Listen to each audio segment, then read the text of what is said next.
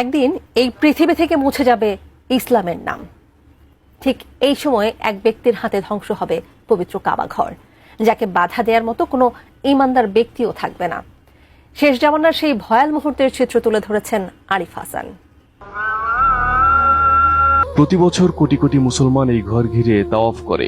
নবী হযরত মুহাম্মদ সাল্লাল্লাহু আলাইহি ওয়াসাল্লাম ভবিষ্যৎবাণী করে গেছেন, এক সময় আসবে যখন এই পবিত্র ঘর ধ্বংস হয়ে যাবে, আর সেই সময়ই হবে কিয়ামতের ভয়াবহ পূর্ব লক্ষণগুলোর একটি।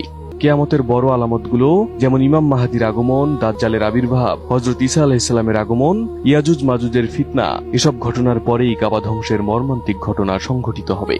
দুনিয়া থেকে ইসলামের আলো নিভে যাবে, পৃথিবী অন্ধকারে ঢেকে যাবে। মানুষ কাবাকে আর আল্লাহর ঘর হিসেবে নয়, বরং কেবল একটি প্রাচীন স্থাপত্য হিসেবে দেখবে। হজ বন্ধ হয়ে যাবে, তাওয়াফ থেমে যাবে এবং মক্কা মদিনা জনশূন্য হয়ে পড়বে।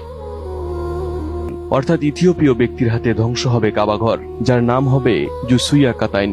সে হবে কালো, তার পা হবে পাতলা বিশিষ্ট। ওই ব্যক্তি আফ্রিকার দিক থেকে আগত কালো বর্ণের হবে। সে একে একে কাবার ইট পাথর ও অলংকার খুলে ফেলবে, যেন এই ঘরটি কখনো ছিলই না।